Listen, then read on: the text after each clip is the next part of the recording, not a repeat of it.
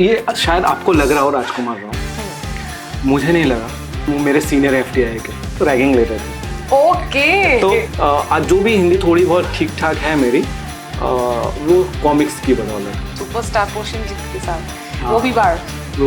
हाँ। तो how was it उनके साथ वर्क करके?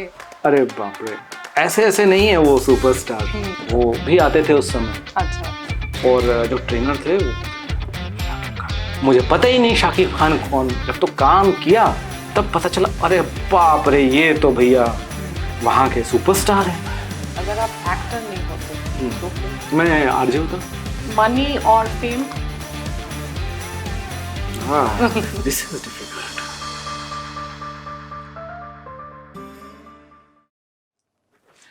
नमस्कार, हेलो, हाय, आदाब, नमस्कार, फिर से सत श्री अकाल। ये एंकरिंग वाला काम मुझसे नहीं होता है, ये जो हमारे खूबसूरत एंकर हैं ईशा जी, वही करें तो ज़्यादा बेहतर है। अनरिहर्स में आप सभी लोगों का स्वागत है, और बाकी का काम जो है ईशा जी संभाले तो ज़्यादा बेहतर है। मुझसे नहीं होगा, ये बहुत दायित्व वाला काम है, आप ही संभालिए। नहीं, thank you so much. Actually आपने मेरा थोड़ा काम मतलब शॉर्ट कर दिया।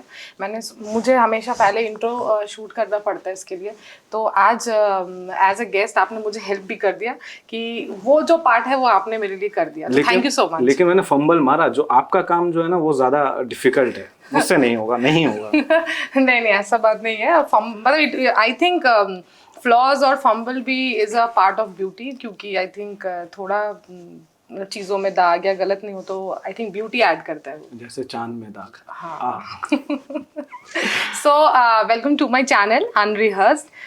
थैंक यू सो मच एक बार बोलने पर ही आने के लिए। तो आई थिंक हम लोग पहले भी मिलके थोड़ी बहुत तो बातें कर लिए हैं, और थोड़ा बहुत हम लोगों ने भी रिसर्च किया है। सो आई थिंक लेट्स स्टार्ट। तो मेरा जो पहला सवाल है आपसे, वैसे मैं सबको बता दूं कि आज मैं बहुत ज़्यादा खुश हूँ, क्योंकि जब मैंने ये पॉडकास्ट शुरू किया था तो मेरा पहले से ही प्लान था कि मैं पूरा पॉडकास्ट ही हिंदी में मतलब हिंदी में करूँगी। लेकिन as I stay in West Bengal, Kolkata में रहती हूँ, and obviously the max crowd या गेस्ट जो है वो बंगाली है। बांग्ला बोलते हैं, আমার কোনো प्रॉब्लम नहीं, কোনো অসুবিধা হয় না। I am quite comfortable in Bengali also.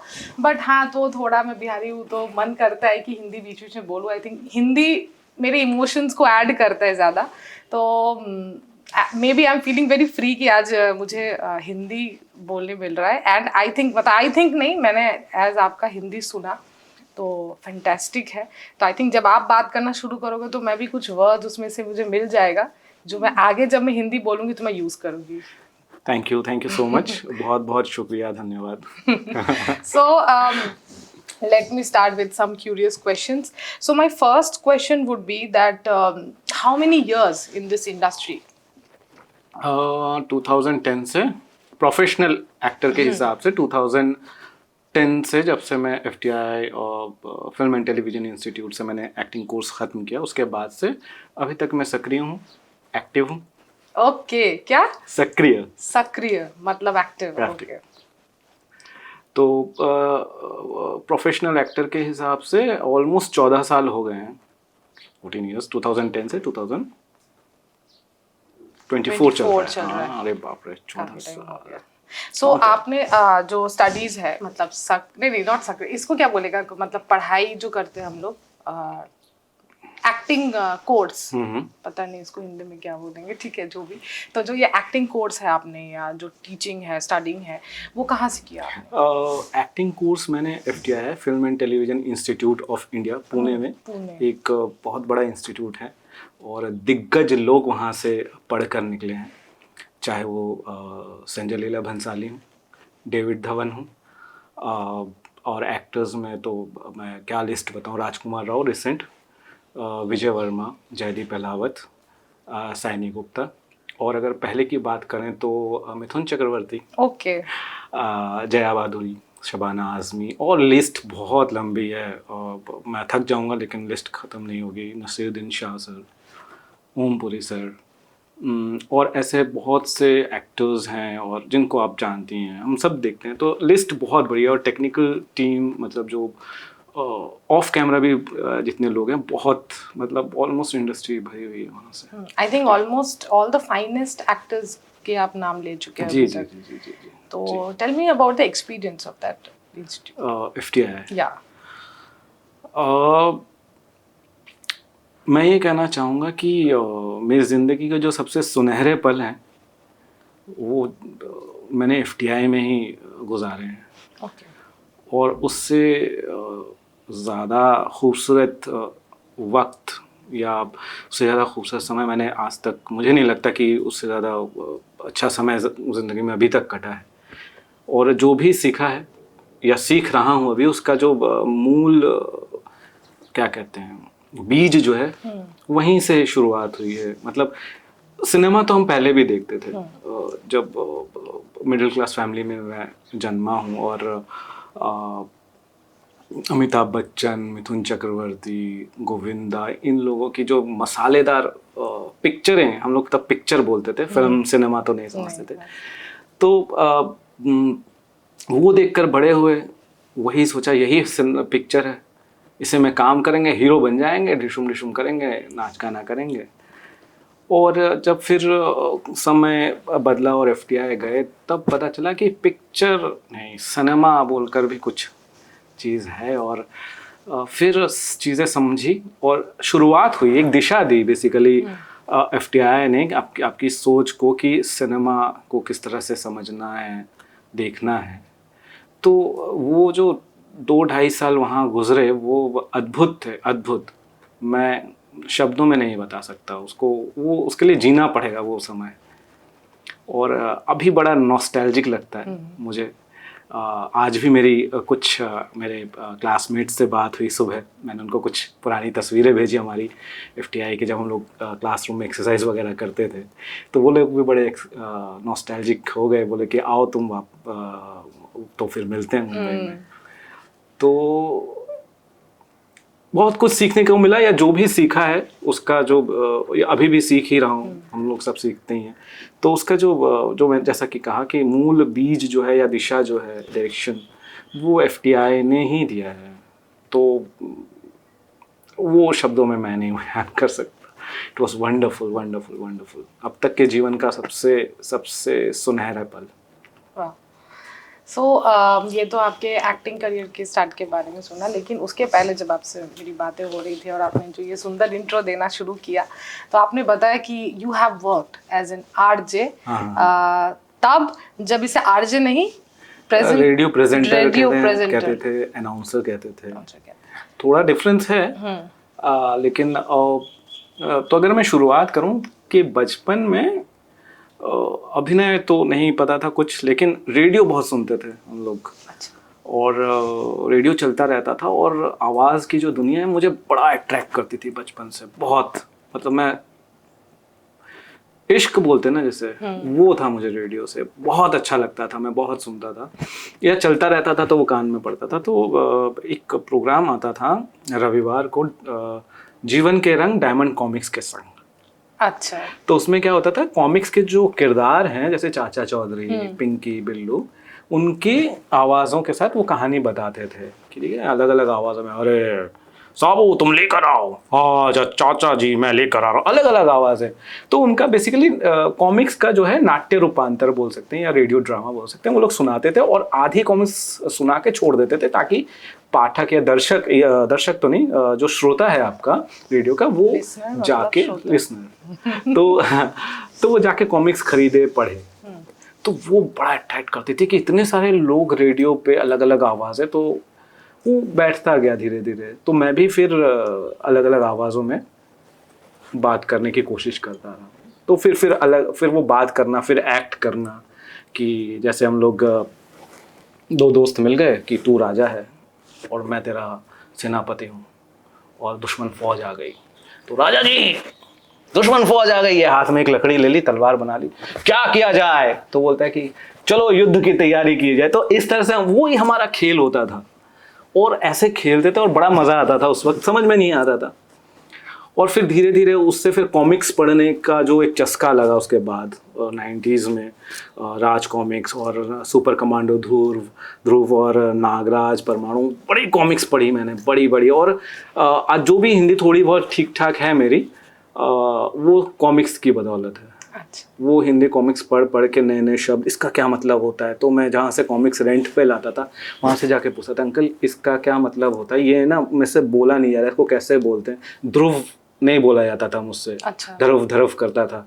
अच्छा। पढ़ने छोटा था, हाँ। तो पढ़ जितना पढ़ने में था, मैं पूछा अंकल ये क्या है, सुपर कमांडो ध्रुव, ध्रुव ध्रुव, वो ठीक कराते थे, ध्रुव ध्रुव। तो ऐसे करके मेरी हिंदी बड़ी अच्छी हो गई, मतलब कॉमिक्स पढ़कर। तो क्यूरियोसिटी रहती थी और साइंस फिक्शन वाला मामला भी था कॉमिक्स में।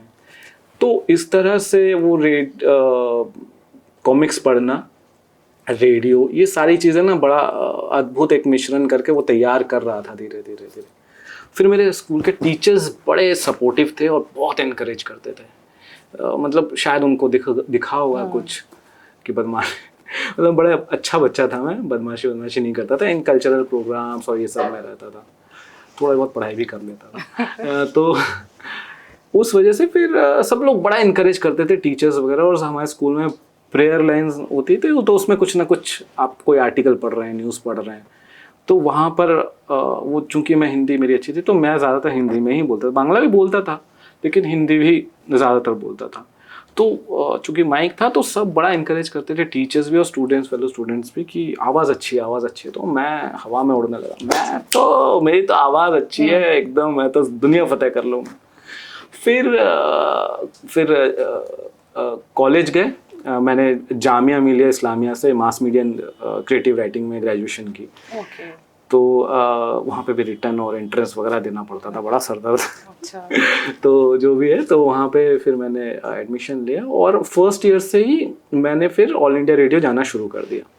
तो पहले, अभी मैं जितना बकबक करता हूँ, पहले मैं इससे मतलब 100% ज़्यादा बकबक करता था। अच्छा। बहुत ज़्यादा, जो होता है ना कम एज में। हाँ। और मैं चला गया और पैक्स मतलब जो उस डिपार्टमेंट के युवाणी में जो पैक्स मतलब जो हेड थी, तो वहाँ तक पहुँच गया मैं। और मैंने कहा कि मुझे करना है। बोले कौन हो तुम, क्या है, जो भी है। तो मैं रोज़ जाने लगा और मैं उनका दिमाग खाने लगा, मुझे करना है करना है करना है करना है। तो उन्होंने धीरे धीरे धीरे, युवाणी चैनल था बेसिकली, युवाओं का चैनल था, जो युवा होते थे उनको चांसेस दिया जाता था। तो धीरे धीरे जाते जाते जान पहचान बन गई, और भी जो एंकर्स थे या बाकी लोग जो काम कर रहे हैं उनके साथ उनका दिमाग खाना, ये वो फलाना ढिमका। तो धीरे धीरे फिर वो थोड़े एक प्रोग्राम मिल गया, 2 प्रोग्राम मिल गए, आधा घंटे का, एक विज्ञान का प्रोग्राम मिल गया, चलो ये तैयार करके लाओ देखते हैं, तुम तो मास मीडिया के स्टूडेंट हो। तो थोड़ा रिसर्च कर लिया, लिख दिया मैं, ये है, हाँ अच्छा है, चलो आज करना, तुम इसको डेट दे दो। तो आता, तो उसके ना एक सर्टिफिकेट टाइप भी मिलता था रिटर्न आकाशवाणी से, तो वो देख के बड़ा खुशी होती थी। तो इस तरह से फिर रेडियो में जाना आना हो गया। लेकिन उसके लिए मतलब एंकर बोलो या अनाउंसर बोलो, कैजुअल अनाउंसर, उसके लिए आपको ग्रेजुएट होना ज़रूरी है। अच्छा। हाँ, तो मैं जाता था, प्रोग्राम्स वगैरह करता था, लेकिन वो रेगुलर वाला मामला नहीं था। बीच में प्रोग्राम्स मिल गए, आपने कोई प्रोग्राम तैयार कर लिया, कोई कल्चरल एक्टिविटी हो रही है मंडी हाउस में, वो कवर करने चले गए। तब वॉकमैन आता था, हाँ, कैसेट डालकर, हाँ, तो इंटरव्यू रिकॉर्ड करके लाओ, जैसा काम आप कर रही हैं। हाँ, तो इंटरव्यू रिकॉर्ड करके लाओ, एडिट करो। तो इस तरह से वो थोड़ा प्रशिक्षण जो है, ट्रेनिंग, नहीं इट्स ओके, वो थोड़ा बहुत मिल गया। और मैं तो हवा में था कि भाई अब तो मेरा करियर जो है रेडियो में बन गया है, मुझे कोई नहीं रोक सकता, मैं तो बस रेडियो पर्सन हूँ। और थोड़ी तो आवाज़ भारी करके बात करता था कि हाँ मैं रेडियो में आता हूँ। तो बड़ा भौकाल था कॉलेज में भी, मतलब अपने यूनिवर्सिटी में, कि अच्छा ये रेडियो में जाने लग गया। लेकिन मैं अपने में इतना ज़्यादा था, मुझे ही नहीं पता था मेरे साथी जो हैं वो न्यूज़पेपर वगैरह में इंटर्नशिप कर रहे थे। ओके। लेकिन जिसमें इंटरेस्ट था। तो खैर मेरा रेडियो में था, तो मैं वहाँ पे जाने लगा। और फिर ग्रेजुएशन होने के बाद फिर एक वॉइस टेस्ट लिया गया। तो वॉइस टेस्ट में ये था, आवाज़ तो पहचानते ही थे, प्रोग्राम्स कर लिए थे मैंने 2.5-3 साल में काफ़ी। तो कांच था, तो कांच में न्यूज़पेपर लगा देते थे ताकि चेहरा ना दिखे, ताकि फिर वो होता है ना कि अच्छा ईशा है सामने, इसको ले लेते हैं। नहीं भाई, कांच अब देखना भी नहीं है, आवाज़ में कितना दम है वो। तो वैसा, तो फिर वहाँ से जो भी था, पढ़ना वढ़ना जो भी था वो दिया उन्होंने, मैंने बोला, और जो प्रोसेस है उनका सिलेक्शन का वो सब हुआ। कुछ प्रश्न पूछे गए इस तरफ, कांच के इस तरफ से, वो जवाब दिए गए। एक पढ़ने के लिए दिया गया था, वो जो भी था वो सब करके फिर हो गया मेरा कैजुअल अनाउंसर में सिलेक्शन हो गया। बड़ी खुशी हुई, मेरा करियर बन गया, मैं तो रेडियो एंकर बन गया हूँ। उसके बाद फिर प्रोग्राम्स मिलते रहे, फिर एक ड्यूरेशन मिलता रहा कि 6 घंटे या 12 घंटे आपको काम करना है। तो उसमें एक 1.5 घंटे का लाइव प्रोग्राम होता था। अब वो था कि टाइमिंग जो थी वो बड़ी अजीब सी थी, रात को 12 बजे से सुबह 6 बजे तक। अच्छा। 6 बजे से फिर सुबह 6 बजे से फिर रात दोपहर के 12 बजे तक, फिर ऐसे करके काफी लॉन्ग। हाँ, क्योंकि उसमें पैच करना पड़ता था दूसरे चैनल के साथ। मतलब हमारा युवाणी चैनल था, तो जो आकाशवाणी का दूसरा जो चैनल है, तब FM भी आ गया था, आकाशवाणी का 108 गोल्ड वगैरह जो भी है, तो उसके साथ पैच करना पड़ता था। न्यूज़ जहाँ पे बोली जाती थी ठीक टाइमिंग पे आपने अनाउंस किया कि अभी आप ये सुन रहे थे, अभी आप इस चैनल पे न्यूज़ सुनेंगे, तो वो पैच कर दिया। वो टाइमिंग बहुत इम्पोर्टेंट रेडियो में। I think, sorry I am interrupting, कि बोलने के साथ साथ कुछ टेक्निकल चीजें भी आप लोगों को सीखने की जरूरत पड़ती है। वो जो मैंने कहा प्रशिक्षण, जो ट्रेनिंग हुई थी वो होती है, वो बहुत ज़रूरी है, अदरवाइज तो आप नहीं कर पाओगे। आपके साथ एक टेक्निकल टीम कांच के उस तरफ रहती है पूरी रात, जो लेकिन आपको ही करना पड़ता है, बोलना भी पड़ता है और अनाउंस भी करना पड़ता है और टाइमिंग भी देखना पड़ता है, गाने भी चलाने होते हैं। और तो गाने चलने के टाइम तो यू कैन टेक थोड़ा सा ब्रेक, कि नहीं आपको वहीं बैठे रहना? नहीं, ब्रेक तो गाने चल रहा है, देख लिया अपने, हाँ लूप पे है तब तो। अभी मुझे पता नहीं, इतने सालों में शायद बदल गया होगा, तो वो एक स्पूल बोलते थे हम लोग। अच्छा। स्पूल लगाकर चलाना पड़ता था। अच्छा। तो बड़ा इंटरेस्टिंग था वो मामला। तो लगा दिया, कुछ खा लिया, मतलब पैच कर दिया, अब तो साउंड नहीं जा रहा है तो कुछ हालांकि वहाँ पे खाना मना था, बाहर जाके खावा प्लेट। अच्छा। तो वॉशरूम वगैरह चले गए, आ गए, तो वो बड़ा अच्छा रहा, वो एक्सपीरियंस भी काफ़ी अच्छा रहा। तो वहाँ पे भी मैंने 2005 से 2000, जब तक मैं FTI नहीं गया तो 2007 तक मैंने वहाँ पे काम किया एज एन रेडियो प्रेजेंटर या अनाउंसर काम बोले। तो बड़ा मज़ा आया, वो भी बड़ा अच्छा वक्त था। एक किस्सा सुनाता हूँ मैं। हम लोगों का एक वाणी सर्टिफिकेट होता है। अच्छा। स्टार्टिंग में वो करना पड़ता है, लेकिन चूंकि हम लोग पुराने थे, हम लोगों को लोग जानते थे, तो हमारा वाणी सर्टिफिकेट तब नहीं हुआ, लेकिन फिर कंपलसरी कर दिया गया कि आपको करना ही होगा। तो तब तक हम 1-1.5 साल पुराने हो चुके थे। सब एक दूसरे को क्या जानते थे, मैं पुरुषों को नहीं जानता था। क्यों नहीं जानता था? क्योंकि जो सुबह मुझे रिलीवर जो आती थी वो फीमेल एंकर होती थी। अच्छा। और जिनको मैं रिलीव करने जाता था रात को 12 बजे के आसपास, वो भी फीमेल होती थी। तो मेरी जो मुलाकात होती थी हमेशा फीमेल एंकर से होती थी। तो सब लोग मुझे कृष्ण कन्हैया बोलते थे कि ये तो लड़कियों में ज़्यादा पॉपुलर है। और मैं थोड़ा मस्ती भी करता रहता था, छेड़ता रहता था उनको। तो ऐसा ही हुआ कि वाणी सर्टिफिकेट का हुआ। कुछ लोग जो इग्नू वगैरह से उन्होंने फॉर्म भरा था, वो लोग भी आए। तो ऐसा लंबा राउंड टेबल था, राउंड। तो मैं इधर बैठा हुआ था और कुछ लड़कियां बैठी हुई थी, कुछ लड़के भी बैठे हुए थे। तो लड़कों से, हाँ तुम ही हो कृष्ण का? नहीं। मैंने, अरे नहीं ऐसा नहीं है, ये वो मज़ा कर रहे थे। तो सब लोग अपना नाम वाम बोल रहे थे, चलो एक इंट्रोडक्शन हो जाए। तो एक किसी ने अपना नाम बोला, फॉर एग्जाम्पल तनु। तो मैंने कहा इनका नाम सुना है, इसका नाम सुना है, इसका नाम सुना है। तो उन्होंने बोला तनु। मैंने कहा हाँ, आपका नाम पढ़ाया लगता है। वो पढ़ाया नाम तो सुना होता है।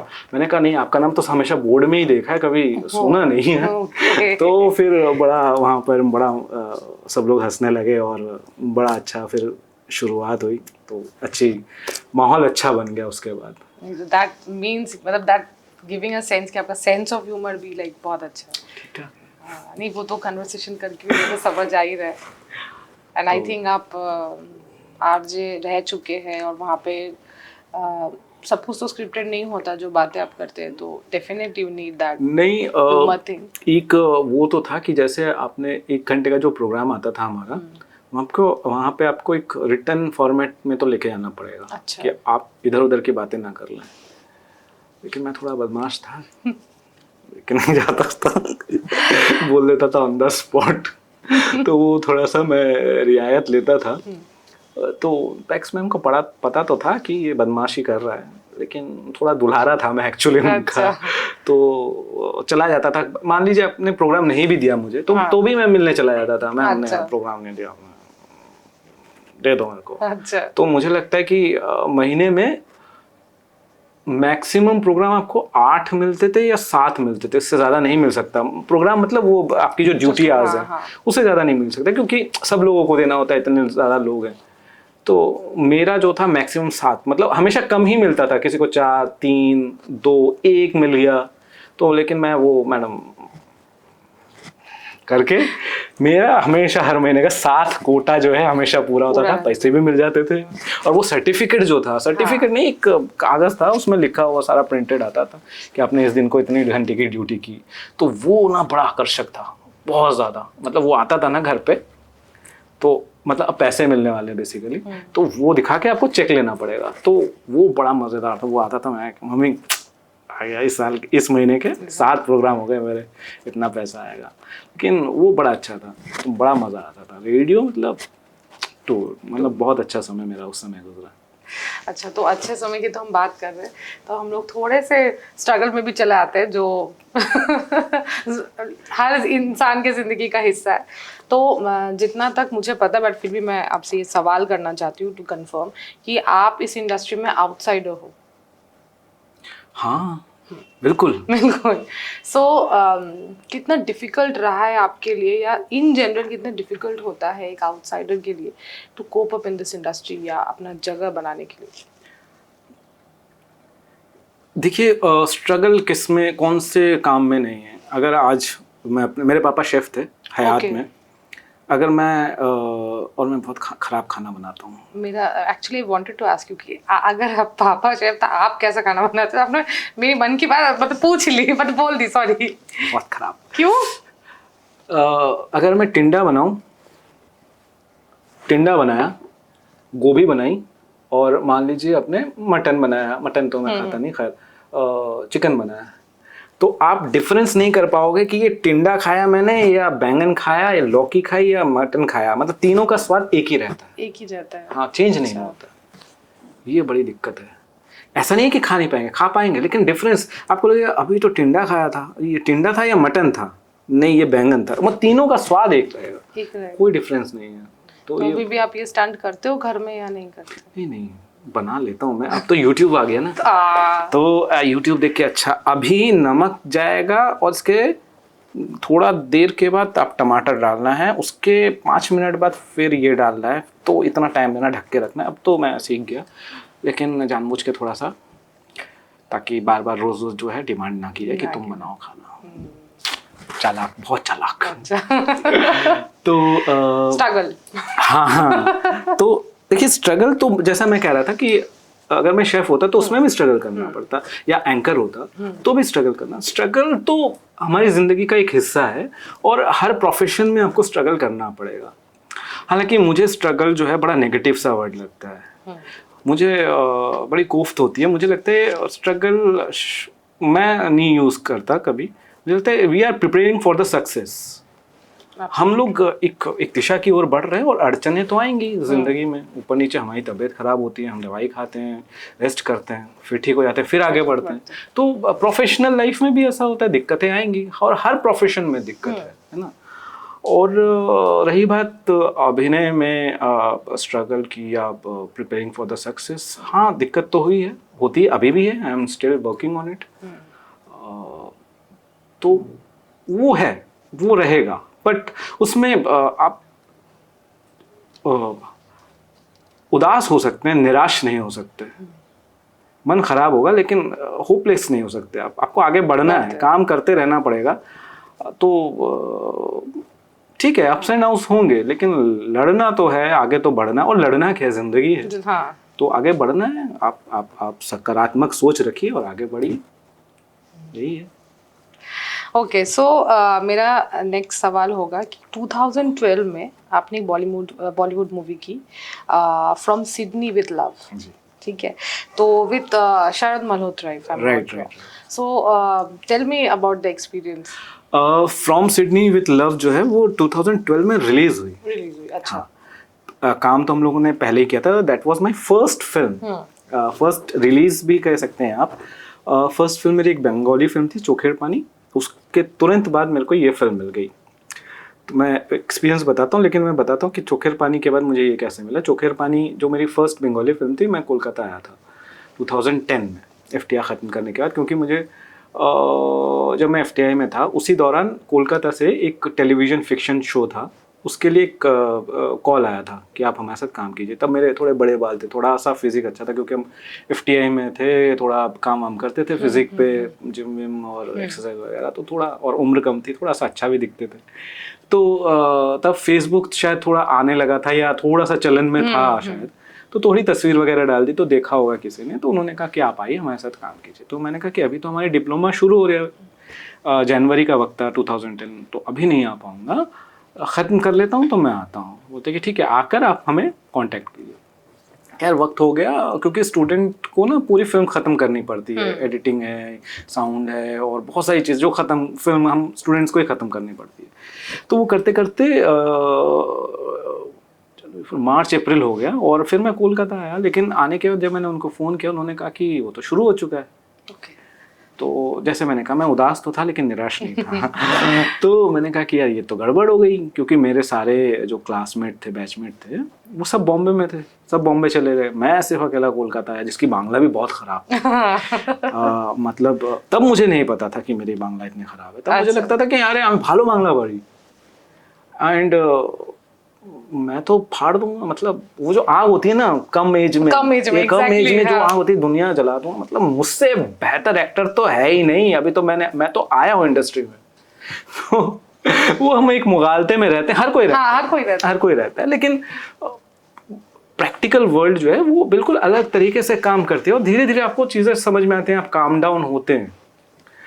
लेकिन उस आग की वजह से उस वक्त बहुत ज़्यादा काम मिला मुझे, ये बात भी सही है, बहुत ज़्यादा, मतलब इनिशियल स्टेज में मिल गई फिल्में। तो मैंने कहा कि मैं कोलकाता आया हूँ और वो सीरियल तो हो नहीं रहा है, अब मैं क्या करूँ। तो मेरे कई सारे सीनियर्स इंडस्ट्री में काम करते हैं, बंगाली इंडस्ट्री में, तो मैं सबसे मिलता, मैंने कहा कि मैं FTI से हूँ और मैं और इंस्टीट्यूट वाला मामला तो रहता ही है कि अरे हमारे इंस्टीट्यूट का बच्चा है, जा। तो मैं मिलता रहा, कुछ जैसे कि हमारे शोमिक हालदार हैं DOP, और कोमल मित्र हैं एडिटर, ऐसे बहुत सारे हमारे सीनियर्स हैं, तो सबसे मैं मिलता रहा। तो आज तो मैं बिजी हूँ, तो एक काम कर, तू अगले हफ्ते आ जा। तो ऐसे करके हफ्ता, 1.5 हफ्ता, वो मैं जो 1.5-2 हफ्ते के लिए कोलकाता आया था, वो महीना हो गया, और सबसे मैं मिलता रहा, ऐसा नहीं कि मिलता नहीं रहा। तो ऐसे मिलते दिवाकर बैनर्जी की जो फिल्म है ओए लकी लकी ओए, उनके एडिटर हैं श्यामल कर्माकर, जो SRFTI में एडिटिंग HOD भी थे या फैकल्टी थे। तो ऐसे बात करते करते मैं उनसे भी जाकर मिला कि मुझे मिलना है दादा आपसे, मैं आया हूँ FTI से हूँ और अभी निकला हूँ, काम करना है मुझे। तो उन्होंने कहा आजा, SRFTI पता है? मैंने कहा। मैं गया तो वहाँ पर एक बहुत खूबसूरत सी लड़की बैठी थी उनके साथ कैंटीन में। मैंने कहा यार इसको तो देखा हुआ लग रहा है लेकिन पहचान नहीं रहा हूँ। खैर मतलब फोकस तो मुझे काम पे करना था। तो मैं श्यामला से मिला, बात की। उन्होंने कहा कि अच्छा कब पढ़े, ये जनरल जो FTI की बातें होती है ये, और फिर उन्होंने उससे भी इंट्रोड्यूस करवाया था, ये हैं ये।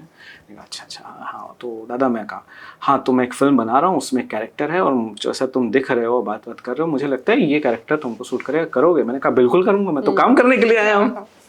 और मन में तो खुशी कि भाई पहली फिल्म मिल रही है, पैसे वैसे तो बाद में देखेंगे। खैर वो फिल्म फिर उन्होंने मुझे उनका उसका प्रस्ताव दिया और मैंने लपक लिया और वो फिल्म मुझे मिल गई। उस फिल्म के दौरान काफ़ी जो होता है कि यूनिट में काफ़ी लोग होते हैं, काफ़ी लोगों से दोस्ती हो जाती है, और जैसा कि मैंने कहा जो एनर्जी थी, जो आँख थी, वो दूसरे लेवल पे थी। बहुत मस्ती करता था, लोगों को परेशान भी करता था, डायरेक्टर को भी परेशान करता था कि ऐसे कैसे करेंगे, ये कैसे करेंगे। वो मेरे बड़े सवाल रहते हैं एक्टिंग कर जब कोई किरदार मैं करता हूँ, ये कैसे, ये क्यों, किस लिए, ऐसा क्यों करेगा, क्यों नहीं, ऐसा क्यों नहीं करेगा, ऐसे क्यों देखूँ, ऐसे क्यों देखूँ। तो वो बड़ा परेशान किया मैंने उन लोगों को। तो फिर दोस्त भी बने। तो उस फिल्म में जो प्रधान नायिका थी उनका नाम था विदिता बाग, जो बाबू मोशाय बंदूकबाज में नवाजुद्दीन के ऑपोजिट में है, और भी उन्होंने कई सारे काम किए हैं, लेकिन ये नाम बोलने से लोग जल्दी पहचान लेते हैं। तो वो विदिता बाग थी जो उस फिल्म में थी, और वही लड़की थी जो कैंटीन में बैठी थी। तो उनसे भी बहुत अच्छी दोस्ती हो गई। और भी हीरोक दास हैं जिन्होंने 11 बोल के फिल्म की थी, बड़ी मशहूर फिल्म है बंगाली में तब के समय की। तो ऐसे कई लोगों से दोस्ती हो गई, और जो मैं मस्ती मजाक करता था जो कैमरे पे है तब तो कैरेक्टर है, जैसे ही कैमरा ऑफ है मजाक मस्ती शुरू हो गई। तो ऐसे ही तो विदिता हिंदी फिल्म कर रही थी, from Sydney with love lead कर रही थी। उन्होंने मेरा नाम सजेस्ट किया डायरेक्टर को कि इससे मिल लो, ये बड़ा फन लविंग सा बंदा है, बड़ा मस्ती करता है, जैसा आपको चाहिए वैसा। ये मेरे को बाद में पता चला। तो उन्होंने, विदिता ने एक दिन फ़ोन किया मुझे कि ऐसा एक हिंदी फिल्म बन रही है, तुम करोगे? मैंने कहा अरे यार क्यों नहीं करूँगा। बोलते ऐसे ऐसे इस होटल में जाके इनसे मिल लो, ये नंबर है, मैं बोल देती हूँ। थोड़ा ना बंगाली में एक टर्म है ना, कैवड़ा, कैवड़ा हुए जो। तो मैं गया, फिर वैसे तैयार होकर एकदम जेठा के बोले कैवड़ा कैवड़ा है, मुंह में च्युइंगम और लॉन्ग बूट और शर्ट इन कर जीन्स वाली, और ऐसे बैठा था सोफे पे। तो वो आए, देखा मुझे, हाँ मैंने भी देखा एटीट्यूड में, हाँ भाई होगा भाई कुछ तो डायरेक्टर। मन में तो था भाई सिलेक्शन हो जाए, हिंदी फिल्म है। तो उन्होंने बोला कि বিদিতা তোমার বিষয়ে বলেছে, খুব ভালো কথা বলেছে, তো আমরা একটা বাংলা फिल्म করছি, আমি প্রথমবার डायरेक्ट করছি। मुझे पता नहीं था कि बैकग्राउंड नहीं पता था, मैं बताता हूँ बाद में। तो मैं कहा हाँ ठीक है कर लेंगे। बोला এটা তোমার फर्स्ट फिल्म? না না করে নিয়েছি আমি একটা ফিচার फिल्म। मुझे तो पता नहीं कि पहले से सारा इन्फॉर्मेशन पहुंच चुका है। तो देखा उन्होंने उनको जो चाहिए था शायद उनको मिल गया। तो बोले कि ठीक है। फिर उन्होंने कैरेक्टर बताया ऐसा ऐसा है, মনে হচ্ছে তুমি কোন, हम ठीक है। तो फाइनेंशियल बात कर लेते हैं। तो मैंने कहा कि तो मुझे फिल्म मिल गई? बोला हाँ। मैंने कहा हाँ सर ठीक है। मैं एकदम से बदल गया कि फिर कब से शुरू करेंगे। तो उन्होंने मेरे को देखा ये क्या हुआ। मतलब after that you are your true self. हाँ मैंने कहा कि तो सर कब से करेंगे। मैं एकदम नॉर्मल जैसा होता है ना, मैं बोला कि ये क्या चेंज हुआ। बोले कि हाँ तो ये बात करेंगे। उनका जो एसोसिएट थे, तुम बात कर लो, और फिर वो चले गए। मैंने कहा कि यार ये नाराज तो नहीं हो गए, मतलब मेरे को ज़्यादा एटीट्यूड दिया और फिर चेंज हो गया। फिर उनके एसोसिएट ने बात की और फिर वो फिल्म मुझे मिल गई। और इस तरह से वो मेरी पहली हिंदी फिल्म थी, या रिलीज़ भी वही पहले हुई। उसमें सव्यसाची सर थे, बेनुदा, शरद मल्होत्रा, विदिता थी,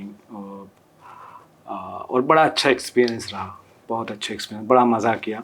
फिल्म के डायरेक्टर थे प्रतीक चक्रवर्ती, जिन्होंने अभी पारिया जो फिल्म है और कई सारी बंगाली फिल्म प्रोड्यूस की हैं, और वो उन्होंने वो डायरेक्ट की थी फ्रॉम सिडनी विद लव। और ये प्रमोद फिल्म्स है जिन्होंने अक्षय कुमार सर को लॉन्च किया था।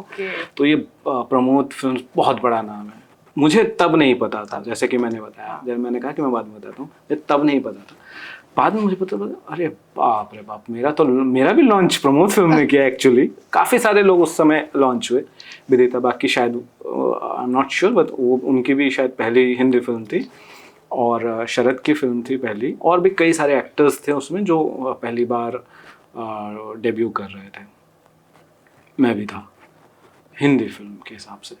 तो बड़ा खूबसूरत एक्सपीरियंस रहा। मेरे सीन्स बेनुदा के साथ थे, सव्यसाची सर के साथ, और मेरा कैरेक्टर थोड़ा उसकी ज़िंदगी में परेशानी है, लेकिन ऑडियंस को मज़ा आएगा क्योंकि वो कॉमिक वर्जन था, कॉमेडी थी। और जैसे कि मेरी शक्ल और सूरत है और जो मेरा बैकग्राउंड है, तो लोग बड़ा वैसा सोचते हैं कि इंटेंस एक्टर है।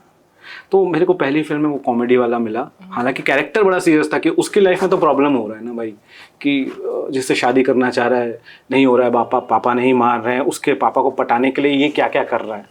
इसकी लाइफ में बड़ी ट्रेजेडी है, लेकिन वो ऑडियंस को बड़ा हंसाती है। तो फिल्म का रिस्पॉन्स खैर जैसा भी रहे, लेकिन मुझे पर्सनली बड़ी प्रशंसा मिली, ऑन स्पॉट भी और फिल्म के बाद भी, और बड़ा मज़ा आया। तो मैं आज ऑन कैमरा भी विदिता को बहुत बहुत धन्यवाद देना चाहता हूँ, शुक्रिया अदा करना चाहता हूँ कि उन्होंने मेरा नाम रिकमेंड किया।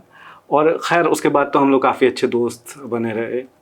उसके बाद भी हमने कई फिल्में की विदिता के साथ। मैंने एक बंगाली फिल्म की, मैंने एक शॉर्ट फिल्म बनाई कोरोना के वक्त, तो उसमें भी उन्होंने काम किया। तो अभी भी अच्छी दोस्त हैं, और प्रतीक से मेरी काफ़ी अच्छी दोस्ती है। उनकी फिल्म एक रिलीज़ हुई थी, एक बंगाली फिल्म थी, कि हाटी मुझे नाम याद नहीं आ रहा, तो उन्होंने फिर मेरे को बुलाया भी था, तो काफ़ी अच्छा रहा वो एक्सपीरियंस पहली फिल्म के हिसाब से। मतलब शायद जो मैं कह रहा था, मैं थोड़ा सौभाग्यशाली रहा उस हिसाब से कि इंस्टीट्यूट से निकलने के साल भर बाद ही मुझे 2 फिल्में मिल गई, एक बंगाली फिल्म मिल गई, उसके बाद ये फिल्म मिल गई। तो उसके बाद भी कई सारी फिल्में करता रहा, लेकिन ये 2 तो हमेशा याद रहेंगी क्योंकि पहली फिल्म थी। बंगाली फिल्म भी पहली थी, हिंदी फिल्म भी पहली थी, तो ये हमेशा ये ताज़ा रहेंगी, एक्सपीरियंस ताज़ा रहेगा। और मतलब प्रतीक ने मुझ पर भरोसा किया उस कैरेक्टर के लिए, मज़ा बड़ा आया। आज भी इसी वजह से शायद बात होती है उन लोगों से, तो यही रहा एक्सपीरियंस। सो क्योंकि मूवीज़ के बारे में बात कर रहे हैं तो और भी कुछ मूवीज़ और सीरीज़ के बारे में आपके बात करेंगे, जैसे सुपरस्टार प्रोसेनजीत के साथ रविवार। हाँ। तो हाउ वाज इट उनके साथ वर्क करके?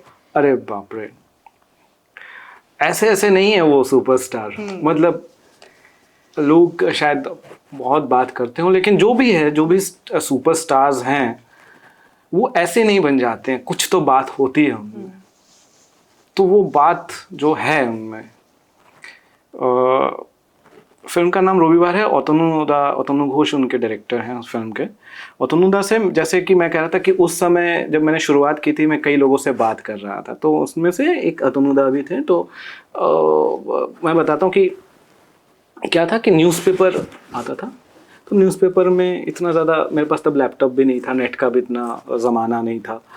2010 की बात कर रहा हूँ जब मैं कोलकाता आया था। तो न्यूज़पेपर में वो एक सेक्शन आता है जहाँ फिल्म की खबरें आती हैं सिर्फ। वहाँ देखता था कौन सी फिल्म है, कौन डायरेक्टर है, नोट कर लेता था। अच्छा। नोट कर लेता था, इनसे मिलना है, कैसे मिला जा सके। तो नंबर जुगाड़ करना, साइबर कैफ़े में जाना और नंबर जुगाड़ करके कैसे करके जुगाड़ करना है, कैसे नंबर मिलना है। इसको फ़ोन किया, दादा उसका नंबर मिल सकता है क्या, इससे मिल सकता है, उससे मिल सकता है। मेरे कुछ सीनियर थे, उनसे, दादा मैंने ना आज देखा उनकी फ़िल्म शुरू होने वाली है, कैसे अप्रोच करूँ। तो मेरे पास तो नंबर नहीं है, मैं रुक जा, मैं देखता हूँ। तो ऐसे करके जो भी है वो अतनुदा से तब से बात होती थी। तो एक उनकी फिल्म भी थी, हम लोगों की बात भी हुई थी बीच में।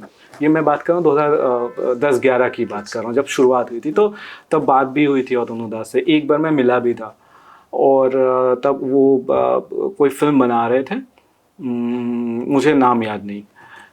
फिर ये हुआ कि तब तक मैं वापस बॉम्बे चला गया था, क्योंकि मेरा यहाँ पर मतलब ख़त्म हो चुका था जितना भी काम करना था। तो मैं वापस बॉम्बे जा चुका था, और तब अतनुदा ने कहा कि अच्छा तो कैसे होगा। फिर वो बात नहीं बनी मेरी उनके साथ, लेकिन हम लोग टच में थे। और फिर 2019 में ऐसे बीच में बात होती रहती थी। 2019 में फिर उनसे बात हुई। एक लुक मैंने फेसबुक पे अपलोड किया था, थोड़े बड़े बाल थे, थोड़ा हैवी लुक था, जिस तरह से कैरेक्टर डिमांड करता। तो उन्होंने कहा कि मिठुन তোমার কি এই লুকটা আছে এখন? হ্যাঁ অতনুদা আছে, तो तुम्हें কোথায়? फॉर्चुनेटली उस वक्त मैं एक फिल्म करने आया हुआ था इधर। अच्छा। तो फिर मैंने कहा कि হ্যাঁ এই লুকটা আছে। তো বলে কি তুমি কি কোথায় আছো? আমি কি আমি কলকাতায় আছি, দেখা করো। तो फिर मैंने उनसे मिला, कैफे में मिला। उन्होंने कहा कि उन्होंने देखा मुझे, फिर बात हुई। कई सालों के बाद हम लोग मिले, इधर उधर की बात हुई। तो उन्होंने फिर मुझे फिल्म की कहानी सुनाई, और उन्होंने कहा कि ये कैरेक्टर जो है ये मैं चाहता हूँ कि तुम करो। एक चीज़ है कि ये बात बहुत कम करता है ये कैरेक्टर। अच्छा। मैंने कहा ये तो और अच्छी बात है, मुझे तो डायलॉग का लालच कभी भी नहीं रहा, सच्ची। अच्छा। बहुत आसान होता है अपने आप को एक्सप्रेस करना वर्ड्स के थ्रू। Yes. बहुत आसान होता है, आप जो चाह रहे हैं वो बोल रहे हैं, है ना। लेकिन अगर आप नहीं बोलें और आपको मुस्कुराना पड़े आंखों से, या जो भी है, आप मन की बात आपको करनी है, और बिना बात किए, बिना वर्ड्स के यूज किए, बिना शब्दों का।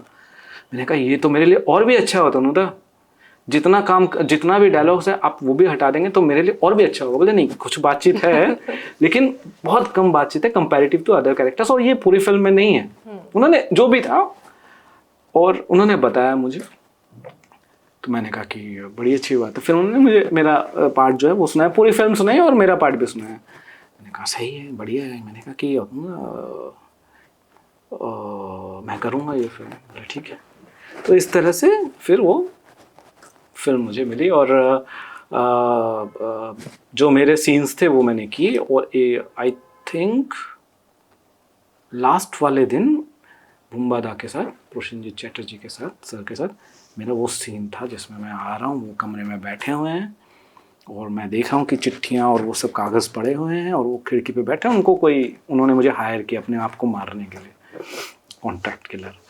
मेरा नाम भी बड़ा इंटरेस्टिंग था, शुपोरी लौटकाई। मतलब मैं सुपारी लेकर लटका देता हूँ शुपोरी लौटकाई। तो वेरी इंटरेस्टिंग। और मतलब आमतौर पे हम लोगों ने जो फिल्मों में देखा है कि जो भी किलर होता है, कॉन्ट्रैक्ट किलर होता है, सो कॉल्ड एक क्लीशे की बड़ा सीरियस और मारता है, टारगेट फोकस वही है। यहाँ पे बड़ा अच्छा था कि वो तो उसका जॉब है, जैसे आपका जॉब है एंकरिंग करना, मेरा जॉब है एक्टिंग करना, किसी जॉब है, कॉन्ट्रैक्ट किलर का जॉब है, वो जॉब करता है, लेकिन उसकी बीवी भी है। अच्छा। उसकी लाइफ में अलग ही पैचड़े हैं। अच्छा। कि वो अपनी बीवी के साथ मिलने जाता है, अलग ही कलेश चल रहा है उसका, वहां पे भी उसको शांति नहीं है, तो वो अपना ही उलझनों में उलझा हुआ है और काम तो करना है भाई, पैसे तो वहीं से मिलते हैं, वो उसका जॉब है। तो बड़ा इंटरेस्टिंग तनुदा ने उसकी जो उधेड़ बुन है, जो कैरेक्टर की हम लोग बात करते रहते थे, मिलता भी था कि दादा मैंने ये सोचा है, ये है, ये है, ये नहीं, ये नहीं है, ऐसा है, वैसा है। तो बड़ा बहुत मज़ा आया वो कैरेक्टर करने में। तो प्रोशन सर के साथ आप? हाँ, तो फिर मैं जाता हूँ और गन लगाता हूँ, और पहले तो मुझे लगा कि वो कैरेक्टर के हिसाब से ही मैं कर रहा था। फिर मैं गया, मैंने किया, तो एक बार कट हो गया, 2 बार कट हो गया, एंगल वगैरह जो भी है, फोकस, मेरा टाइमिंग। तो एक फिर उन्होंने, हमारी कोई बातचीत नहीं हुई, क्योंकि मैं चाह भी नहीं रहा था बात करना। मैं मतलब अगर मैं बात करूँगा तो मैं उनके ऑरा में आ जाऊँगा। तो फिर उन्होंने मुझे देखा, उन्होंने कहा कि मिठुन, तो मुझे बड़ा अच्छा लगा, मैंने मेरा नाम जानता है। तो उन्होंने कहा कि अगर आप, मैंने बांग्ला में बोले, যদি তুমি রিভলভারটা যদি এমনি করে ঠেকে একটু পুশ করলে তোমার কি অসুবিধা হবে? না। बोले যদি করতে পারি ভালো হয়। मैंने कहा हाँ। तो फिर हम लोगों ने दोबारा किया, वो सीन दोबारा किया, और अच्छा रहा वो, 1-2 कट में हो गया, 2 शॉट में। तो बड़ा अच्छा एक्सपीरियंस रहा, और शॉट हो गया, और फिर उन्होंने हाथ रखा, मैंने कि ভালো হয়েছে, गुड, एंड থ্যাংক ইউ, একটা ছবি নিতে পারি? বলে হ্যাঁ, ভ্যানিটিতে এসো। ঠিক আছে। अब वो फिर अपना जो भी था उनका शॉट वो दे गए, मैं फिर तैयार हुआ, जो भी फ्रेश हुआ, इतने में उनका शायद सीन हो गया, वो चले गए वैनिटी में। इधर बात करते, क्योंकि मेरा लास्ट डे था, तो जनरली जो हम लोग करते हैं सबसे हाय हेलो बाय बाय करते करते मेरे दिमाग से निकल गया कि अच्छा मैंने तो बोला फोटो लूँगा। अब जब तक मैं तैयार होकर उनके वैनिटी तक गया तब तक वो निकल चुके थे, तो वो थोड़ा सा अफसोस है, क्या अरे यार नहीं रहा। फिर हम लोग म्यूज़िक लॉन्च पे मिले, तो फिर उन्होंने कहा कि अच्छा है काम किया तुमने, तो अच्छा लगा। तो वही मैं कह रहा हूँ, और इतने मेरा एक्सपीरियंस जो कहता है, मैं बाकी लोगों का नहीं कह सकता, कि जितने भी स्टार्स हों या बड़े एक्टर्स हों, इतने ग्राउंडेड, शायद यही क्वालिटी जो है उनको, इसीलिए वो उस जगह पर है कि इतने ग्राउंडेड हैं, उनको कोई ज़रूरत नहीं है, वो इतने ग्राउंडेड हैं और अपने काम के प्रति इतने समर्पित हैं। इसी वजह से शायद वो उस जगह पर हैं, जितने भी बड़े एक्टर्स हैं या स्टार्स हैं। तो बहुत अच्छा, और गुदगुदाने वाला होता है ना, पेट में गुदगुदी होती है, तो वैसे एक्सपीरियंस रहा उनके साथ मेरा। तो हालांकि उस वक्त जब शॉट दे रहे थे उस वक्त नहीं फील हुआ, जब हो गया तब लगा कि यार बुम्बादा के साथ शॉट दिया है, यस वो वाला फीलिंग था। बट उस वक्त नहीं हो रहा था कि अच्छा सामने बुम्बादा बैठे, नहीं, उस वक्त वो कैरेक्टर, हाँ, तो वो मज़ेदार रहा एक्सपीरियंस। लेकिन मतलब मैं हमेशा ओतनुदा का शुक्रगुजार रहूँगा कि मेरे को आज ज़्यादा लोग शायद नहीं पहचानते, लेकिन जितना भी पहचानते हैं बंगाली इंडस्ट्री में थोड़ा बहुत, अगर मैं बोलता हूँ कि ओतनुदा की फिल्म की है मैंने, तो वो लोग देखते, अच्छा ओतनुदा की फिल्म, तो मैं हमेशा उनका शुक्रगुजार रहूँगा शुपोरी लौटकाई के लिए। मतलब वो रहेगा मेरे ज़िंदगी में, शुपोरी लौटकाई। तो बड़ा अच्छा एक्सपीरियंस रहा। ओके, सो मेरा दूसरा क्वेश्चन होगा कि अगर आप एक्टर नहीं होते तो फिर? मैं आरजे होता, अच्छा, एंकरिंग करता, आपका इंटरव्यू ले रहा होता। बाप रे। नहीं, एक्टर नहीं होता तो सही। हाँ, मैं रेडियो कर रहा होता, मैं बताता हूँ। जैसे मेरा FTI में हो गया जब सिलेक्शन, 2007 दिसंबर की बात है।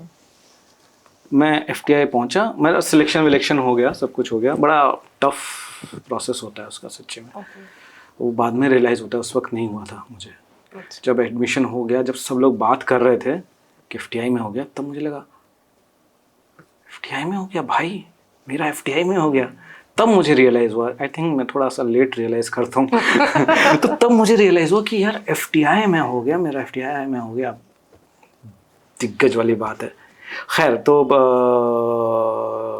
हाँ, तो जब मैं वहाँ पे पहुँचा तो मेरे पास रेडियो मिर्ची से कॉल आया दिल्ली से कि आपने रिज्यूम डाला था, आपका सिलेक्शन हो गया, आप आइए इंटरव्यू दीजिए। मैंने कहा कि अब तो नहीं दूंगा, मेरा FTI में हो गया, मैं एक्टर हूँ तो शायद RJ होता शायद, बट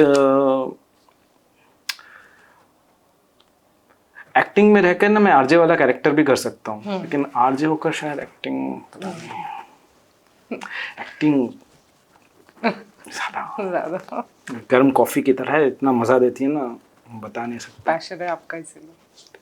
तो जैसे कि मैं आपके एक्सपीरियंस के बारे में जान रही थी, तो और एक इंटरेक्शन आपका जो हुआ है कि Bose series Rajkumar Rao. So tell me something about Rajkumar Rao and your interaction. ये शायद आपको लग रहा हो राजकुमार राव, मुझे नहीं लगा, क्योंकि मैं बोस से पहले राजकुमार भाई को जानता था। वो मेरे सीनियर FTI के। हाँ। तो हम लोग जब गए, मतलब एडमिशन हुआ, तो रैगिंग लेते थे। ओके। तो वैसा रैगिंग नहीं कि चलो दौड़ के, वैसा नहीं, खराब वाला नहीं। हाँ भाई, इंटरेक्शन वाला, बड़ा क्रिएटिव सा होता है FTI। हाँ, तो वैसा वाला था। तो वो तब इंस्टीट्यूट में थे, निकल रहे थे, मतलब उनका कोर्स खत्म हो रहा, तो वो निकलने ही वाले थे। तो हम लोग पहले से ही जानते थे एक दूसरे को, तो कोई बहुत बड़ी बात नहीं थी। और कभी वो फील भी नहीं करवाते थे जितने दिन में सेट पे रहे कि राजकुमार राव। तो हाँ भाई, आया। तो बड़ा अच्छा एक्सपीरियंस, मतलब ये लंबी बातचीत हो जाएगी राजकुमार राव वाली। तो इंस्टीट्यूट में तो वैसा रहा। हाँ, कहाँ से है तू? मैं दिल्ली से। अच्छा, क्योंकि वो भी गुड़गांव से है। हाँ। तो वैसा वाला मामला था। तो हम जानते थे एक दूसरे को। विजय वर्मा है, राजकुमार राव है, जयदीप अहलावत हैं। तो ये जो सब सीनियर्स हैं जिनको आप अभी देख रहे हैं, तो हम लोग इंस्टीट्यूट में ऐसे, हाँ, रूम में चले गए, उनके हॉस्टल वाले रूम में चले गए। दादा, हाँ ठीक है, क्या दिमाग खराब कर रहा है? तो वैसा वाला मिल गए। हाँ, क्या करा आज, क्लास में क्या था, वैसा। अब यार रैगिंग के समय रात को, हाँ भाई, कौन सी फिल्म थी आज NFI में स्क्रीनिंग होती थी फिल्म की, सो रहा था ना तू? नहीं, अच्छा बता, कौन डायरेक्टर, कौन था, DOP कौन था, director of photography. Director of photography क्या होता है? हम तो नए नए गए थे, और हम तो पिक्चरें देख के गए थे, सिनेमा तो देखा नहीं था। अच्छा, भूल गए, चल भाई 2 राउंड मार कर आओ। 2 राउंड मार रहे हैं, भाग रहे हैं। हाँ, याद आया? नहीं, ठीक है, कल पता करके बताइए। ये करते करते सुबह हो जाती थी। सुबह फिर पूरी जितना भी नया बैच है सबको ले गए चाय पिलाने, चलो चाय पियो। मतलब रैगिंग थी, लेकिन बड़ा, वो रैगिंग के लिए रैगिंग नहीं थी, ताकि आप अवेयर रहें, आप कहाँ पर आए हैं, आप जान लें, उस जगह को जान लें कि आप कहाँ पर हैं। आप FTI में आ गए हैं, तो अभी उससे उठो, चीज़ों को जानो, समझो, चीज़ अपना लेवल भी बढ़ाओ, ऐसे बैठे मत रहो। तो बड़ा मज़ा आया। और फिर हम बोस के सेट पे मिले। बोस में मैंने एक्टिंग की थी, और साथ में मैं कोलकाता में जो एक्टर्स थे यहाँ से जो चुने गए थे, उनके हिंदी उनकी थोड़ी सी बेहतर करने के लिए, सबकी अच्छी हिंदी है, बस मैं थोड़ा सा, शायद मेरी हिंदी थोड़ी सी बेहतर है, तो वो बेहतर तरीके से वो बोल सके हिंदी, और जो भी उनका सीन है वो अच्छे से ऑन सेट अच्छे से कर सकें। तो उसके लिए मुझे हायर किया था। आप एक्टिंग कोच भी समझ सकते हैं इसको, बट मेनली काम था हिंदी उनका थोड़ा सा बेहतर तरीके से बुलवाना। तो मोस्टली मुझे हायर किया गया था उस काम के लिए। और एक कैरेक्टर भी फिर मुझे बाद में मिल गया, क्योंकि मैं सेट पे रहता था। तो डायरेक्टर उसके पुलकित थे, और डायरेक्टोरियल टीम के साथ अच्छी दोस्ती हो गई थी। तो वो लोग देखते थे जो भी डेडिकेशन वगैरह था, मस्ती मजाक या एक्टर के साथ काम करना। तो ऑन स्पॉट उन्होंने फिर एक दिन पुलकित ने मुझे, डायरेक्टर ने बुलाया कि एक कैरेक्टर है, हम चाहते हैं तुम करो। मैंने कहा कि मैं तो उसके लिए, मेरा तो ऑडिशन भी नहीं ले गया। अरे मैं बोल रहा हूँ तू एक ऑडिशन की पड़ी है, करेगा कि नहीं करेगा? मैं कहा बिल्कुल करूँगा। बोले कि ठीक है। तो फिर जो भी है फाइनेंशियल बात हो गई। तो राज भाई जिस दिन आए कोलकाता, तो उन्होंने देखा मुझे, तू यहाँ क्या कर रहा है? मैंने कहा मैं भी हूँ, मैं इनको सिखा रहा हूँ। आजा। तो वैनिटी में बुलाया, रसगुल्ले खा रहे थे वो, उनको वेट बढ़ाना था। अच्छा। थे तो वो, तो मैंने बोला खा, मैंने कहा नहीं, बोले खा। तो वैसी बातचीत होती। तो उनका एक स्पीच था, तो वो लंबा स्पीच, वो जो है उनको बोल रहे हैं क्राउड को, एज ए बॉस उनको समझा रहे हैं। लंबा स्पीच था। तो उन्होंने कहा पूरा, तो जैसा भी जो भी एक्टर का काम होता है ये। तो मुझे वैनिटी में बुलाया, तू कहाँ है? मैंने कहा मैं इधर हूँ वैनिटी में। तो मैं गया, तो बोले कि मैं पढ़ रहा हूँ, देख ठीक है। मैंने कहा मैं देखूँ? बोले क्यों? तू तो यहाँ पे सिखा रहे हैं ना उन लोगों को, तो मुझे भी बता। मैंने कहा यार राज भाई क्या बात कर रहे हो आप? बोलते नहीं तू देख, मैं ठीक से। तो वैसा रहा। तो बड़ा वैसा नहीं कि इधर राजकुमार राव, नहीं, बड़ा भाई वाला मामला था। और मुझे लगता है सबके साथ ही शायद ऐसा रहे होंगे, या ऐसे ही हैं सेट पे, बड़ा मजाक मस्ती भरा करते हैं। लेकिन उस समय तो बड़ा, जब सेट पे रहते हैं तो भाई मतलब सीखने को बहुत मिला। मतलब भले ही मेरे सीनियर रहे हों, मैं पर्सनली उनको जानता हूँ, लेकिन जब आप कैमरे के पीछे से देखते हैं कि वो अभिनय कर रहे हैं, और लगे भी ना कि अभिनय कर रहे हैं, मतलब जी रहे हैं इस चीज़ को, तो इंस्पिरेशन तो मिलती है। इंस्पिरेशन तो है वो हम लोगों के लिए, मतलब मेरे लिए तो है, जो भी सीनियर्स हैं। तो वो वाला मामला रहा। और देख के बहुत कुछ सीखा उनको। मतलब इंस्टीट्यूट में भी वही होता है। आप क्या कहते हैं कि क्लास में जब होते हैं, एक्सरसाइज करते हैं एफटीआई में, तो आप सिर्फ अकेले तो नहीं है, आपके साथ 20 लोग और हैं। आपको एक सिचुएशन दी गई कि आप एक कमरे में कॉफ़ी पी रहे हैं और ईशा आके आपसे बातचीत कर रही है, आप इंटरेक्ट करो। मैंने अलग तरीके से बातचीत की आपसे, दूसरे वाले ने अलग की। तो जब मैं कर रहा हूँ तो 20-19 लोग देख रहे हैं उधर से एक्सरसाइज, फिर बाकी 19 लोग कर रहे हैं, तो मैं भी देख रहा हूँ। तो मैं तब ये सोचता हूँ कि भाई मैंने ऐसे क्यों नहीं सोचा, मैंने ये किरदार क्यों नहीं सोचा, मैंने ये आर्क क्यों नहीं सोचा।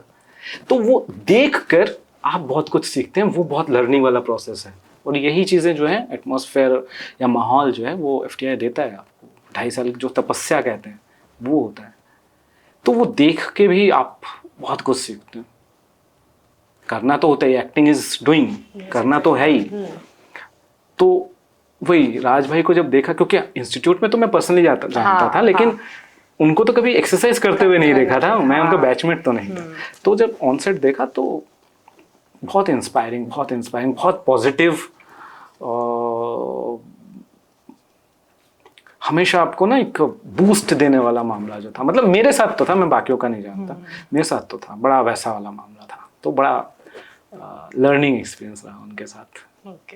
हालांकि मेरे साथ उनका वो नहीं था, उनके साथ सीन नहीं थे, वो काफ़ी एडिट भी हो गया था। लेकिन जितना भी था ऑफ स्क्रीन भी, जितना भी हम लोगों ने समय गुजारा, या जब वो एक्ट करते थे मैं देखता था, तो वो काफ़ी लर्निंग था, बड़ा मज़ा आया। ओके, सो मेरा अगला सवाल होगा कि शाकिब खान के साथ आपका सोशल मीडिया में पिक्चर्स देखा गया है। सो एनी अपकमिंग प्लान्स और project in Bangladesh are you planning? Shakib da के साथ क्या हुआ कि एक फिल्म थी नवाब, 2017 की बात है शायद। जयदीप मुखर्जी डायरेक्टर थे, और वो उस साल की हाईएस्ट क्रॉसर फिल्म है बांग्लादेश की। मुझे अभी नहीं पता कि उसको कोई क्रॉस कर पाया कि नहीं कर पाया। तो वो भी ज़रा बहुत दिलचस्प है। हालांकि मेरा बहुत सारा एडिट हो चुका है उसमें, लेकिन जब हमारी बातचीत हुई थी जयदा के साथ, जयदीप मुखर्जी के साथ, कि उसमें जो है फिल्म अगर आप देखें तो जितने भी विलन्स हैं, क्योंकि शाकिब दा जो है वो कॉप हैं, सबको पकड़ते हैं, मारते, जो भी है कहानी, और जितने भी विलन्स हैं सब मारे जाते हैं या पकड़े जाते हैं। सिर्फ मेरा जो कैरेक्टर है कादर, वो पकड़ा नहीं जाता है। और फिल्म के एंड में जब एंड क्रेडिट देखेंगे तो इन्फॉर्मेशन आती है कि कादर को देखा गया है, तो ये उसे पकड़ने निकलते हैं। अच्छा, चलो, तो सीक्वल होने की बात थी तब, मुझे अभी नहीं पता, अगर कभी बने इन कुछ सालों में तो शायद प्रोबेबली ईश्वर ने चाहा तो शायद रहूँगा। Definitely, we all pray, our team pray, wishes for that. तो वैसा रहा। तो शाकिब दा के साथ मज़ा आया। एक गाना है जिसमें हूँ मैं, जिसमें शुभश्री डांस कर रही हैं, ओके क्लब सॉन्ग है, और उसमें उस एरिया में जब शाकिब आते हैं, एंट्री लेते हैं, तो मुझे समझ में आता है कि गड़बड़ हो गई है बॉस, निकल लो। तो उस गाने में मैं जो निकल रहा हूँ तो मैं ही बच जाता हूँ उस पूरे विलन की टीम से। तो वही इंटरेक्शन था हमारा उस गाने के वक्त, तो अच्छा रहा जॉयदीप दा के साथ जो डायरेक्टर हैं और शाकिब दा के साथ। शुभश्री के साथ नहीं हुआ इंटरेक्शन क्योंकि वो रिहर्सल कर रही थी बार बार, लेकिन शाकिब दा के साथ हुआ। तो और बाद में मुझे एक चीज़ और पता चली, तब मैं सॉल्ट लेक में रहता था, तो वहाँ पर एक छोटा सा जिम है, गोल्ड जिम। हाँ हाँ। तो मैं वहाँ पे तब वर्कआउट करता था। तो थोड़ा बहुत जो इतना भी फिट रहने के लिए जितना किया जा सकता है, तो वो भी आते थे उस समय। अच्छा। और जो ट्रेनर थे वो बोलते थे शाकिब खान। मैं कहा हाँ कौन शाकिब, मुझे पता ही नहीं था, मैं तो अपने में ही मस्त था। 2016 की बात है ये, 16-17 की बात है। हाँ ठीक है, मेरे पास वाले ट्रेडमिल पे दौड़ रहे थे वो, मुझे पता ही नहीं शाकिब खान कौन। जब तो काम किया तब पता चला, अरे बाप रे ये तो भैया वहाँ के सुपरस्टार हैं। तो पता चला, और बाद में मुझे रियलाइज हुआ ये तो वही शाकिब खान है जो मेरे साथ ट्रेडमिल पे दौड़ रहे थे। तो ये बड़ा इंटरेस्टिंग सा रहा, बहुत बाद में पता चला, मुझे पता भी नहीं था। तो बाद में मुझे रियलाइज हुआ कि अच्छा ये वही शाकिब खान है। I think I am end of like lot of questions जो मैंने पूछ लिए, हम लोग इस वीडियो के एंड पे आ गए हैं। लास्ट कुछ दिस और दैट क्वेश्चंस है which I would love to ask you. तो सबसे पहला क्वेश्चन ये होगा, जो मैंने लिखा नहीं है क्योंकि मेरे दिमाग में आया। तो होता है कि जब आप सवाल करते हो, कुछ सवाल आपके बातों से भी आ जाती है। तो as you are Delhi based और आप कोलकाता में भी रह रहे हैं, तो अगर स्ट्रीट फूड की बात आए तो कोलकाता और दिल्ली? देखिए कोलकाता में ऑप्शंस ज़्यादा हैं, लेकिन एज दिल्ली। ओके, सो अगर सिटी बोला जाए तो कोलकाता, मुंबई और दिल्ली? कोलकाता, मुंबई, दिल्ली। मूवीज और वेब सीरीज? मूवीज। एक्टिंग और direction? Acting, always. So I know this will be hard to choose, but Raviwar और Bose? Raviwar, any time. Money और फेम?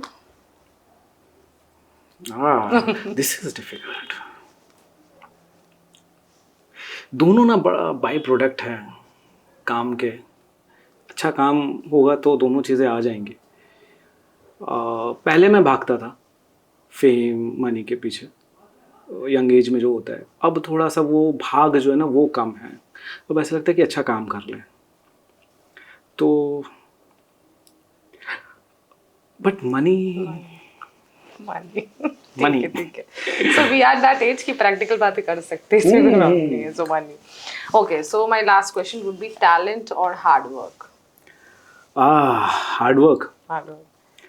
हार्ड वर्क करके ना आप अपने टैलेंट को चमका सकते हैं, लेकिन टैलेंट आपके पास है और आप हार्ड वर्क नहीं कर रहे तो जंग तो भाई पड़ ही जाएगा। तो हार्ड वर्क बहुत ज़रूरी है, सिर्फ अभिनय में नहीं, फिल्म इंडस्ट्री में नहीं, किसी भी प्रोफेशन में, आम जिंदगी में। मुझे लगता है कि सब अपने अपने तरीके से हार्ड वर्क कर रहे हैं जितना जिसको ज़रूरत है, और सब आज के ज़माने में सब बहुत समझदार हैं, अवेयर हैं कि अगर आप मेहनत नहीं कर रहे हैं या हार्ड वर्क नहीं कर रहे हैं तो एक समय पे जाकर आपकी growth as a human being वो कहीं ना कहीं सफ़र करेगी, रुक जाएगी। तो हार्ड वर्क ज़रूरी है, हालांकि मैं बहुत आलसी हूँ।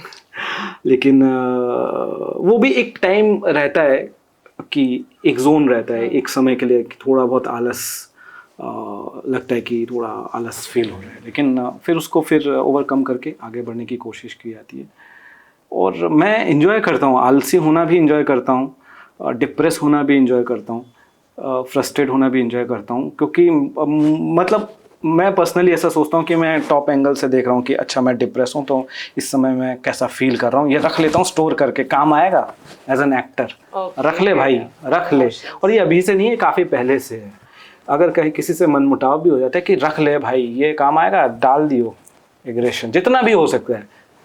तो ये चीज़ें जो भी इमोशन है, ह्यूमन इमोशन, मैं ये नहीं कहता कि जेलेसी भी, मैं जेलेसी फील करता हूँ। अच्छा ईशा ज़्यादा अच्छी लग रही है, कैमरा को उस एंगल पे मुझे नहीं बैठाया, मेरा वो वाला प्रोफाइल अच्छा था, आई एम जेलस, ज़्यादा खूबसूरत लग रही है मुझसे, मैं रख लूँगा, ये काम आएगा कभी ना कभी किसी फिल्म में या किसी भी काम में, कि ये लड़का जो है सामने वाली जो महिला है, औरत है, लड़की है, भाई बहन बंधु जो भी है, उससे जेलस फील करता है, तो वो आ जाएगा अगर आना होगा तो, अगर मैं रिक्रिएट कर पाया तो जो भी इमोशन है, तो मैं ऐसा नहीं कि जेलसी नहीं रखना है, जेलसी नहीं करना है, या जो भी है ये नहीं करना है, वो नहीं, जो भी आता है भाई एंजॉय करो, लेकिन सामने वालों को दिक्कत ना हो, बस वही है इतना। ओके, सो आई थिंक हम लोग वीडियो के एंड में आ चुके हैं।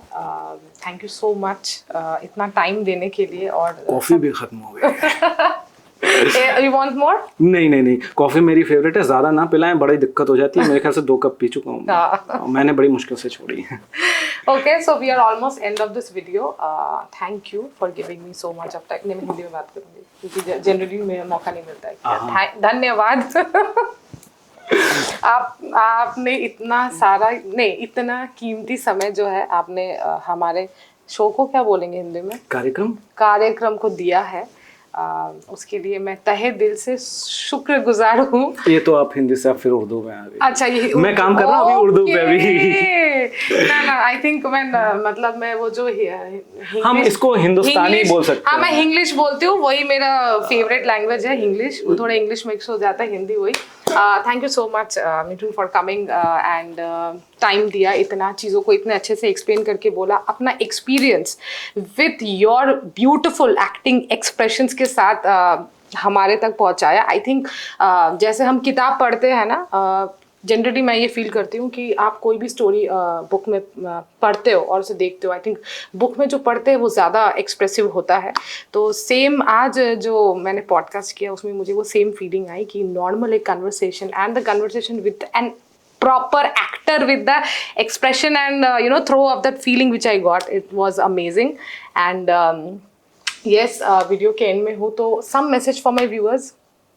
अरे देखते रहिए, बड़ा मज़ा आएगा, बहुत सारे अच्छे इंटरेस्टिंग लोग आ रहे हैं, मैंने कुछ एपिसोड्स देखे हैं, मुझे तो बड़ा मज़ा आया, और जैसे ही आपकी तरफ से फ़ोन आया तो मैं तो एकदम लालायित हो उठा कि भाई मुझे तो जाना है, बातचीत करनी और दिल खोल के बातचीत करनी। बड़ा मज़ा आया, आप लोग भी देखिए, बड़ा मज़ा आएगा। सिर्फ ये वाला एपिसोड नहीं, और भी जितने भी एपिसोड हैं इससे पहले और आने वाले एपिसोड, और ईशा बड़ा अच्छा काम कर रही हैं आप मुझे प्लीज़ ऐसे बुलाते रहिए, कॉफ़ी पिलाते रहिए। बिल्कुल। Thank you so much, and to you all, thank you for watching all the videos, और इस वीडियो को भी पूरा देखने के लिए thank you so much. So keep appreciating me, keep supporting me, keep loving me as you all are doing, and don't forget to like, subscribe and share and hit the bell button. Unrehearsed. Bye. Bye.